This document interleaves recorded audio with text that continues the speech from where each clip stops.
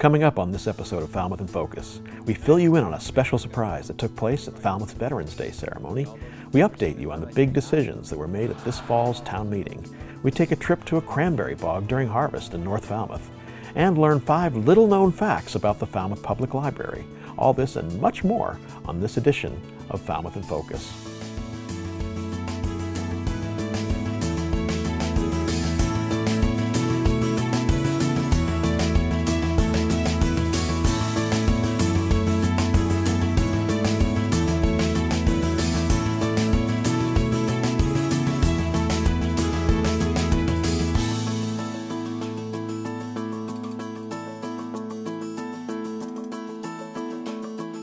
Hello and welcome to Falmouth in Focus. We're excited to bring you this current affairs program where we feature the people, places, and things that make up our town. In this episode, we'll explore the headlines around Falmouth, get in depth with stories a little out of the ordinary, and bring you the sights and sounds of our municipality. It was a touching scene this year, a packed house at Falmouth's Veterans Day ceremony, which was held inside the Falmouth High School auditorium due to rain. One veteran, Army Sergeant Ronald Texera, received a Silver Star that was earned during the Vietnam War, but presented only recently by Congressman William Keating. Lifting off from the landing zone, his medevac helicopter was shot down by an enemy rocket. Pulling out the other wounded and injured from the wreckage, Sergeant Texera valiantly continued to risk his safety and his life in order to keep his fellow soldiers alive until they were evacuated out of Vietnam and to Japan to receive medical attention. I am so proud and honored to present Sergeant Texera the 3rd highest award, Silver Star, that we give our soldiers who served us so well. Sergeant Texera, can you come forward?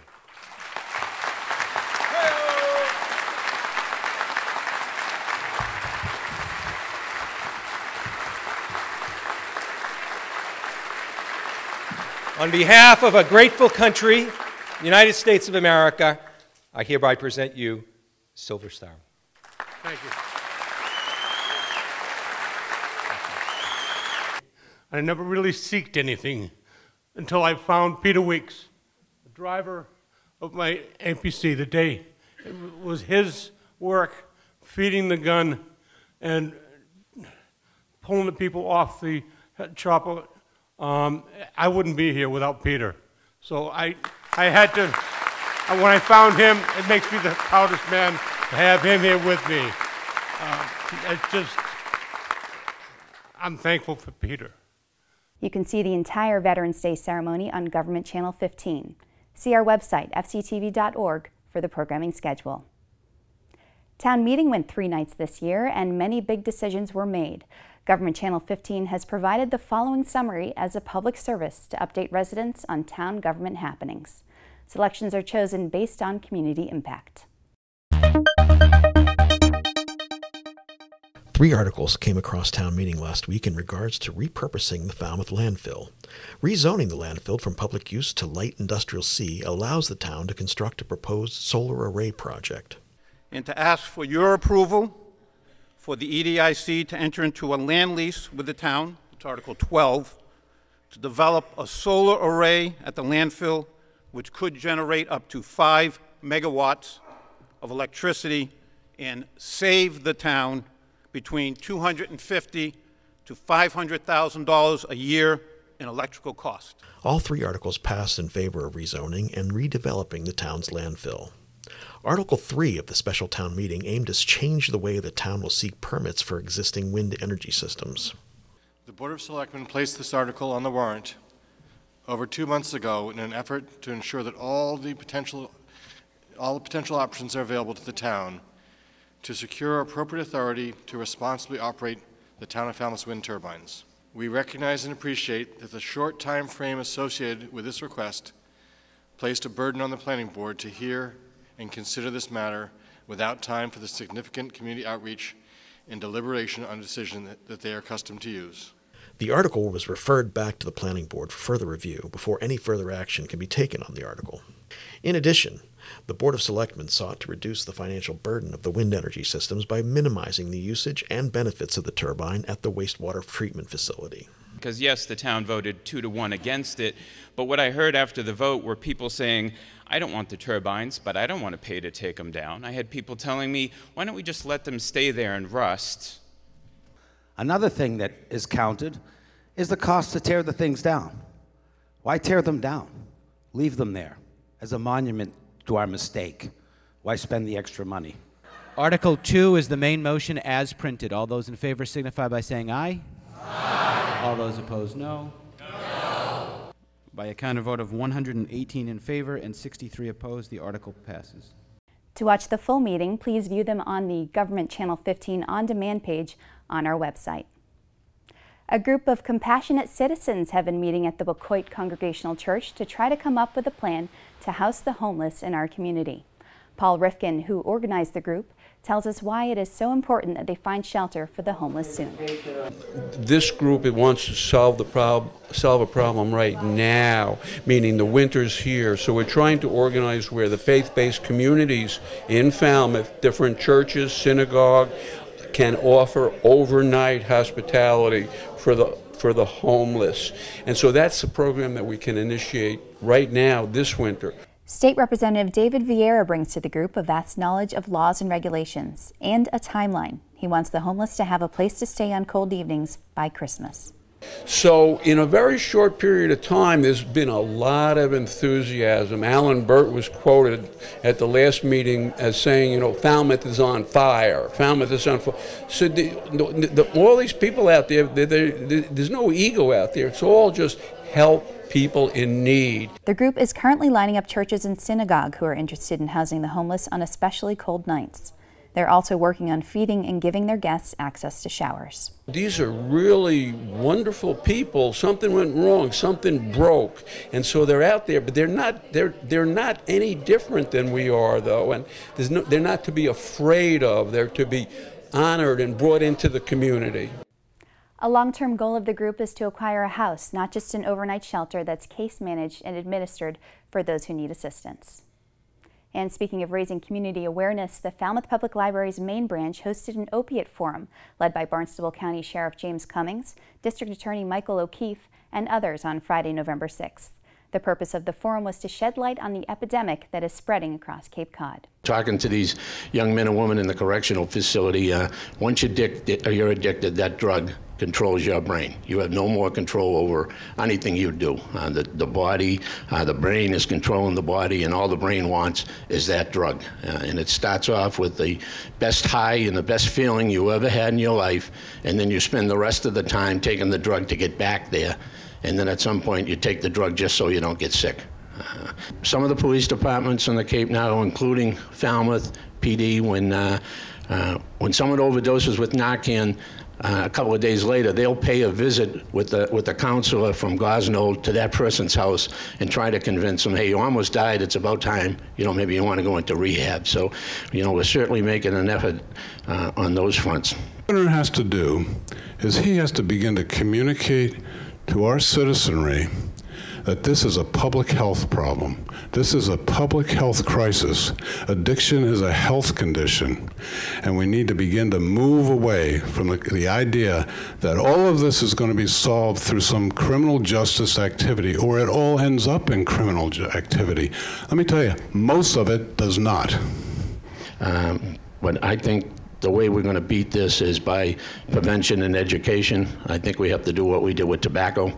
We scared the heck out of young kids, showing them black lungs and people, talking through microphones stuck in their throat because they smoked. I think we have to take that same approach and really scare the young folks so that we can do what we can to defeat this program. You can see the forum in its entirety on Government Channel 15. Check our website, fctv.org, for the programming schedule. We've all been feeling it. Colder weather, shorter days. It must be getting close to flu season. Dr. Michael Fishbein of Cape Cod Healthcare tells us about the vaccine, its effectiveness, and the difference between the shot and the nasal spray.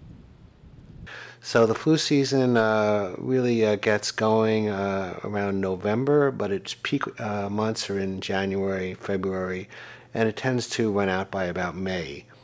So once you get the vaccine, it takes about 2 weeks for the immunity from the vaccine to take effect. So essentially 2 weeks after the vaccine, you are protected against that particular strain of the flu. The flu vaccine is offered 2 ways, via injection or through a nasal spray. They're both equally effective. There's slight differences in side effects from the different routes of administration.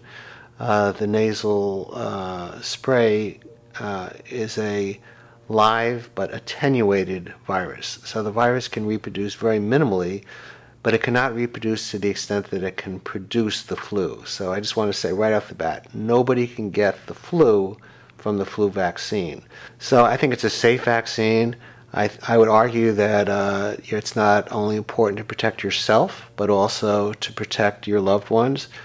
And even though you may be a healthy 25-year-old, the flu is not likely to be deadly in for those individuals, but it can be a serious illness. You can be out of work. It can be a week to 2 week illness. And I think more importantly is that anybody who has a significant illness, diabetes, heart disease, it's important not to expose those people to the flu. So by protecting yourself, you're really protecting others in your community and in your family. Dr. Fishbein recommends getting your vaccine from your primary care physician or local pharmacy. We're going to take a quick break, but when we come back, we'll see what it takes to harvest acres of cranberry bogs. We'll learn some surprising facts about our library. We'll visit the Service Center's Fresh Market at East Falmouth Elementary School, and much more. Stay with us. Mark your calendars for the Puritan Cape Cod FCTV annual fundraiser, Shop for a Cause. Stop by Puritan Cape Cod at 119 Main Street on Thursday, December 3rd from 4 to 7 p.m. Shop and enjoy food provided by La Cucina Solmar Italian Ristorante. You'll get 10% off all your purchases, and Puritan Cape Cod will donate an additional 10% to FCTV. So spread some holiday cheer and shop for a cause.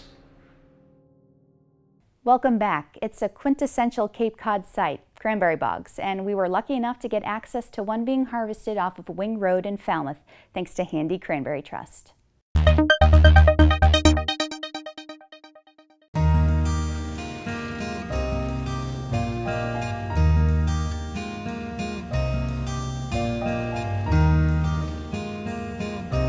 This is the wet harvest of the cranberry bogs. Used to dry harvest all these bogs, but now we're getting more modern. It's a more efficient way of harvesting, so we do it all called the wet pick.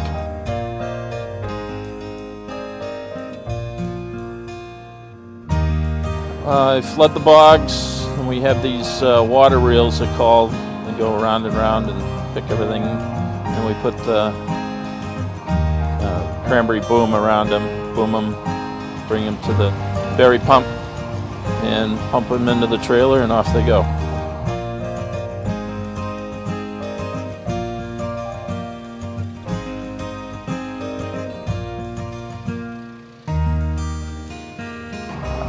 We operate 180 acres of bogs in Katomet and Falmouth, and it usually takes us about 6 weeks to.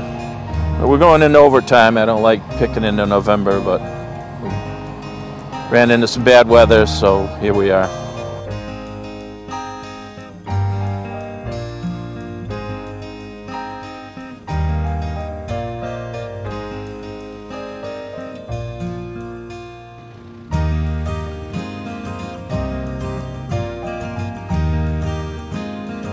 Well, this time of year we worry about frost. Got to protect the crop from frost, but everything's underwater now, so we don't have to worry about that. Mechanical breakdowns. Be nice if you had the wind blowing in the right direction, blow everything towards the truck, but that hardly ever happens. So it just work.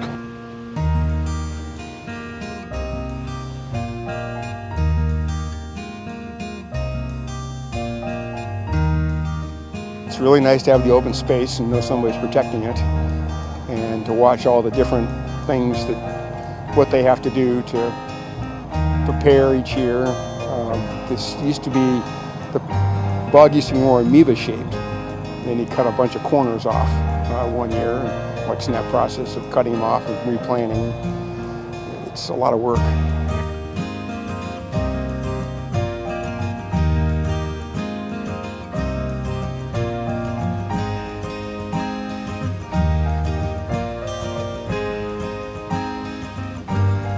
A lot of the machines look normal, but they're just a little different adaptation to do that. And like these beaters out there now, those are all homegrown as far as I know. It's a kind of neat adaptation.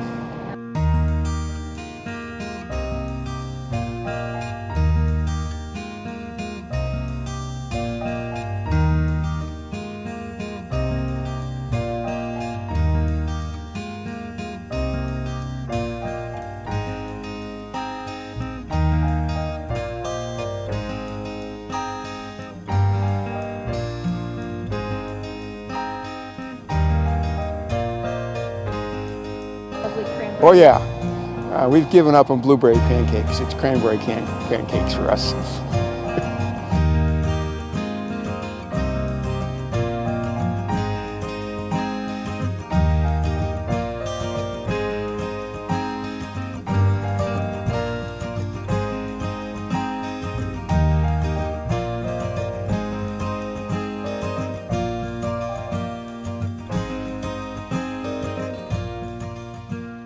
Brian Handy is a fifth-generation cranberry farmer. Thank you to Brian and his crew for letting us get those images. It is perhaps the most utilized building in town, the main branch of the Falmouth Public Library, but there are, of course, some things that many people don't know about the library. Head reference librarian Jill Erickson joined us for this next piece. I'm Jill Erickson, Head of Reference and Adult Services at the Falmouth Public Library. Right now, you are in my office, which not many people get to see.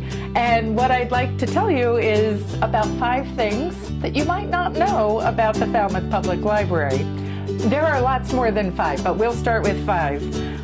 One is that the Falmouth Public Library was originally built as a memorial library. And if you look on the Main Street side over the door, you'll see it says Memorial Library. There's a big plaque in the library that says this building erected by the citizens as a memorial to the soldiers and sailors of the town of Falmouth who during the War of the Rebellion helped to make this a free and united country. It's a very moving plaque because it has all the names of the people who died who had lived in Falmouth. Another thing you might not know is that we very recently digitized the Falmouth Enterprise and the town annual reports. The annual reports now cover 1873 to 1962 and the Enterprise 1896 to 1962. It was funded by a community preservation committee. And we are so excited to have it. We have found so many people who have found so many things about their families, about who their relatives are, and about what card games they want in Quissa. There's a little bit of everything. One of the newest things we have, number 3 on our list of 5 things, is the book club kits, which are kits for book clubs in town. You get a whole package, a big bag.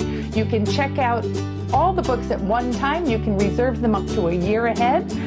And we have provided all the author information, the questions you might want to use. So that's another very exciting thing. Number 4 on our list of 5 is lynda.com. And if you have never heard of that, you need to immediately go to falmouthpubliclibrary.org and take a look. What it is with your library card and a PIN number, you can get access to amazing information, all kinds of films that teach you about animation or audio or business, home computing. Our director used it to learn how to use her cell phone. I've used it for Twitter. Right now I'm doing a WordPress tutorial. Unbelievable amount of stuff from the very beginner to the very advanced. That's lynda.com. And our 5th item, which is by far the most unknown item on this list, is that when you go to look at the magazines, there are new magazines on the top of the shelf. If you lift that shelf, you can find all the magazines for the last year, and those are the magazines you can check out. So that's 5 things you might not know about the Falmouth Public Library. Thank you to Jill for that great information.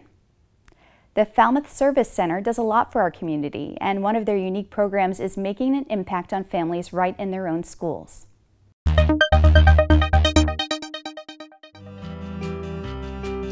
East Falmouth Elementary once a month, and we go to T-Ticket Elementary once a month. And we put on a, sort of a nutrition and mobile food pantry, if you will, where we always pick a different recipe. We provide samples, we provide all kinds of food, we do a lot of education for the young students. Today I packed 80 recipe bags and we ran out. Last time I packed 100 and we used them. So it's like I said to you earlier, it's like running a restaurant. You never know how many patrons are going to show up. We're trying to bring nutrition and healthy eating into the school system, because if you can start at a young age and introduce young people to different kinds of healthy fruits and vegetables, generally speaking, that stays with them a whole lifetime. So it's an education process. Today we made Jamaican chicken burgers. So that features sweet potatoes, kale, and we mixed up our own jerk seasoning to kind of make it especially mild for the young ones, because their palates are a little more sensitive than ours tend to be. So we put it all together, made burgers, and then Dave made a wonderful fruit salsa with mango, pineapple, cilantro, green pepper. It's just wonderful to watch the kids' faces whenever they try something that first they make a face at, and then they just kind of embrace the idea of trying something completely different. When you're busy and you have limited resources, it's easier to take a box of macaroni and cheese than to take a healthy recipe. So we try and make recipes healthy. It's just wonderful as a school system to be able to partner with a community organization like the Service Center to facilitate and assist in that. This project from the Falmouth Service Center demonstrates the investment that the community has in our families and in our students. And I truly believe that if you eat in a really healthy way, it helps your child to be ready to learn when they go into the classroom. And so it's healthy eating, the right amount of sleep, and being ready to come in and learn. So I find it really amazing and really an expression of the town's investment. Charles Jodwin says he hopes the program will expand its offerings to even more locations in the future. Along with her director, Marilyn Rowland, longtime FCTV member Barbara Kanelopoulos has been hosting and producing conversations for a while now, and we're thrilled to feature her work on this Member Spotlight. I got started here many years ago when Falmouth Community Television was just getting started. I was very impressed with the beginnings. That is, it was the first time that we were able to see town meeting and the selectmen's meeting, town government, from our own living rooms.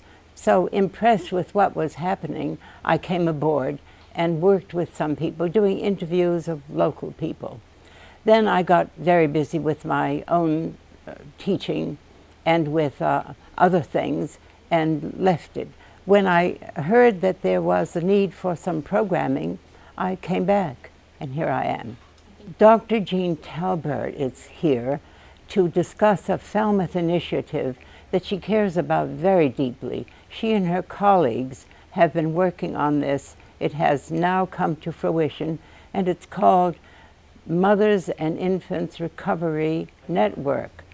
They began with a task force looking at the problem of addicted mothers. We know now that addiction is a public health emergency, and Dr. Talbot is responding to that, helping addicted mothers who are in recovery or transitioning to community life and still very much in need of our support. And the network offers a support for these women. It's always something new. No matter who I have as a guest, I have insights into somebody's life, and mostly I care very much about what people care about. And Falmouth is a community with many, many people who put a lot of effort into trying to help others. I think that's very inspiring, and it helps me. I mean, doing the program is sort of like supporting them in their efforts. You can check out our programming schedule on our website at fctv.org for conversation runtimes. We are going to take one more break, but we'll be back with Troy Clarkson's take right after this. Hi, I'm Barb Maloney, the director and lead teacher at West Falmouth Preschool. West Falmouth Preschool has a lifelong reputation of providing our children with the opportunity to grow and learn through hands-on exploration and socialization with the support and guidance of our loving, nurturing staff. We offer a 3-year-old and a 4-year-old program from 9 a.m. to 1 p.m., as well as extended hours before and after school care. Families choose our parent cooperative preschool simply because they choose to be involved in their child's early education years. Our nonprofit parent cooperative preschool prides itself on providing an enriching preschool experience while involving all our families in our everyday operations of our daily routine. Family is the foundation of West Falmouth Preschool.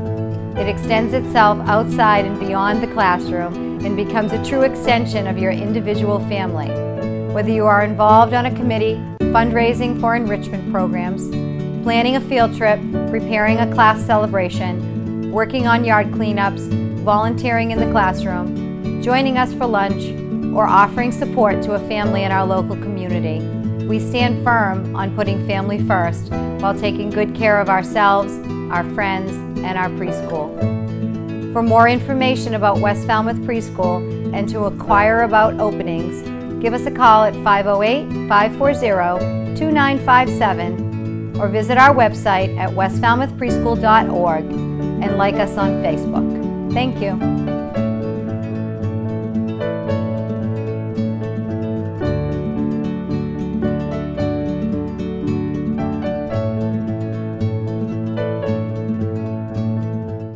Welcome back. Troy Clarkson is back this episode with a look inside the Falmouth Theatre Guild's A Christmas Carol. Thanks, Liz. I'm here at the Highfield Theatre, and you know, since the 1950s, local actors have been delighting crowds here at the Highfield Theatre for the Falmouth Theatre Guild with shows from The Music Man to Les Mis to this very special edition of A Christmas Carol. This is the first time this version of this show has been shown on the East Coast, and it's going to happen right here in Falmouth. So we're going to talk to some of the cast members and share with you some of the special highlights of this great show. Many folks have seen A Christmas Carol many times, but this version is probably a little different than what they've seen before, and it's one, Mark, that you have experience with. Tell us about that. So this production was commissioned for a Sacramento theater company in California in the late 80s when I was a resident actor there. So I was actually in the original production of this, and it was an excellent experience and really, really fond memories. The adaptation by Richard Helson is wonderful. The text is rich, and this production also has some really, really beautiful original music in it that was written by a composer by the name of David DeBerry, and it just adds this whole other atmospheric and emotional layer that many productions don't have. It's very powerful in places, and it's a little bit darker in places, being a ghost story of Christmas. You know, so one of the iconic female leads in this show is Mrs. Cratchit. Now, Wade, this is your first show here with Falmouth Theatre Guild. That must be exciting for you, particularly to be with such a great, energetic cast. It is, Troy. I just got here. As a matter of fact, I just moved into my house 5 days before I came and auditioned here. I moved from Los Angeles. And so I got into my winter rental, I got into my house, and I loved Falmouth, and I'd heard about this, and I thought, you know, it's only been 5 days, I haven't unpacked my boxes, but I'm going down to audition. And I'm so glad I did. No report on A Christmas Carol would be complete, of course, without a visit with Ebenezer Scrooge himself, played so ably here in Falmouth by someone who's now becoming an icon for the local theater scene, Peter Cook. I wouldn't say that. Now, Peter, you and I go back to the days when, you know, whenever I see you, I think of Maynard Ferguson. That's right. And we went to a Maynard Ferguson concert together probably, well, more than 30 years ago. Here you stand all these years later, still making people happy on this stage. And it must be pretty special for you as someone who grew up here to be able to do what you do. It's amazing. I mean, when I went to high school here, I used to play down in the pit orchestra, and always thought, wow, it'd be really cool to be up there on the stage, and never dreamed that I'd actually be able to do it. And my daughter dragged me up in one show in Peter Pan about 6 years ago, and I've been hooked ever since. So this version has lots to offer. Even if you've seen A Christmas Carol before, this one is special. Not only because of what we just heard, but because it's right here in Falmouth, right here at the Falmouth Theatre Guild. And the only thing I would just add to that is that although it's been done all across the country, this is the first time, to the best of my knowledge, that a non-professional theater has done it. And even though I did it 30 years ago, this is an absolute Falmouth original with Falmouth talent and expertise. And so I think that's the strongest reason. It's right here in Falmouth, and yeah, we're very proud of it.